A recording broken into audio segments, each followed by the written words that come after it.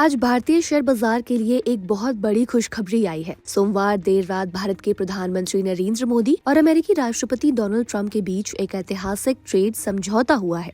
2 फरवरी को भारत और अमेरिका के बीच लंबे समय से रुकी हुई ट्रेड डील होने के बाद भारत के एक्सपोर्ट ओरिएंटेड सेक्टर को बड़े पैमाने पर फायदा मिलने की पूरी उम्मीद की जा रही है। इस एग्रीमेंट के तहत अमेरिका ने भारतीय सामानों पर आपसी टैरिफ यानी कि रेसिप्रोकल टैरिफ्स को 25% से घटाकर 18% कर दिया है। इस डील का ऐलान करते हुए अमेरिकी राष्ट्रपति डोनाल्ड ट्रंप ने कहा कि ये तुरंत प्रभाव में आ जाएगी, जिससे भारत एक्सपोर्टर्स को जल्द ही टैरिफ से राहत मिलेगी। प्रधानमंत्री नरेंद्र मोदी ने राष्ट्रपति ट्रंप से बात करने के बाद कहा, आज मेरे प्यारे दोस्त राष्ट्रपति ट्रंप से बात करके बहुत अच्छा लगा। खुशी है कि मेड इन इंडिया प्रोडक्ट्स पर अब 18% टैरिफ लगेगा।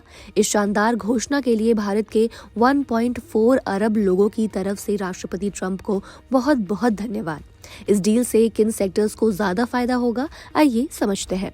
27 अगस्त 2025 से लागू हुए भारी टैरिफ के बाद कुछ सेक्टर्स के लिए ये 50% तक पहुंच गया था। इससे भारतीय कंपेटिटिवनेस को काफी नुकसान पहुंचा और अमेरिका, जो भारत का सबसे बड़ा एक्सपोर्ट मार्केट है, उसमें भारतीय सामानों की डिमांड पर काफी गहरा असर देखने को मिला। अब जब टैरिफ का बोझ कम हो गया है, तो जिन कंपनियों का अमेरिका में बड़ा कारोबार है, उन्हें मार्जिन में राहत, बेहतर कंपेटिटिवनेस और बेहतर ऑर्डर्स मिलने की पूरी उम्मीद की जा रही है।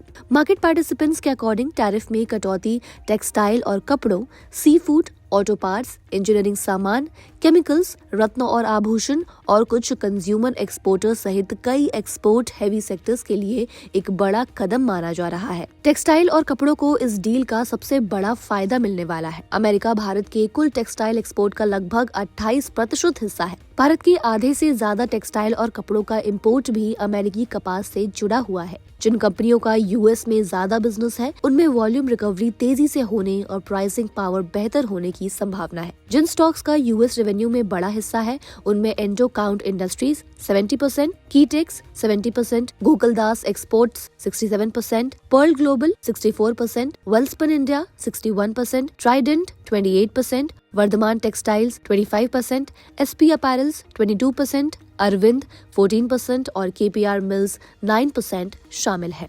केमिकल्स में बात करें तो खासकर स्पेशलिटी केमिकल्स और इंटरमीडिएट्स में एक्सपोर्ट लॉन्ग टर्म कॉन्ट्रैक्ट्स और सख्त कंप्लायंस नियमों से कंट्रोल होते हैं।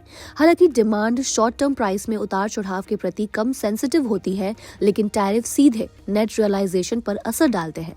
डील के खास बेनिफिशियरीज में यूपीएल 20 to 25% यूएस एक्सपोजर मिलेगा, एसआरएफ को 20% और जुबिलेंट इंग्रेविया को 9% शामिल है। अन्य संभावित फायदे पाने वाली कंपनीज में आरती इंडस्ट्रीज, पीआई इंडस्ट्रीज, अतुल, नवीन फ्लोरिन इंटरनेशनल, दीपक नाइट्रेट जैसी कंपनियां शामिल हैं।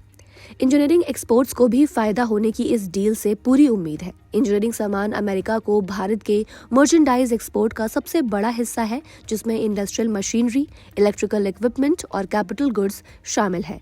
जिन स्टॉक्स का यूएस में अच्छा खासा कारोबार है, उनमें सोना बीएलडब्ल्यू 40%, रामकृष्ण फोर्जिंग 27%, भारत फोर्ज 25%, संवर्धन मदरसन 18%, बालकृष्ण टायर्स 18%, संसेरा इंजीनियरिंग 9% और अपोलो टायर्स 3% शामिल है।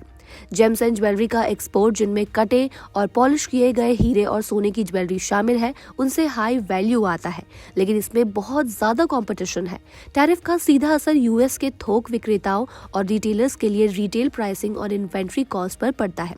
25% से घटाकर 18% की कमी से लैंडेड कॉस्ट कम होती है, जिससे भारतीय एक्सपोर्ट पर मार्जिन का दबाव कम होगा।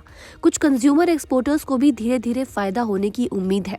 एलटी फूड को अपनी 39% कमाई यूएस से होती है, वही टाटा कंज्यूमर प्रोडक्ट्स को 12% और केआरबीएल को 10% कमाई वहां से होती है।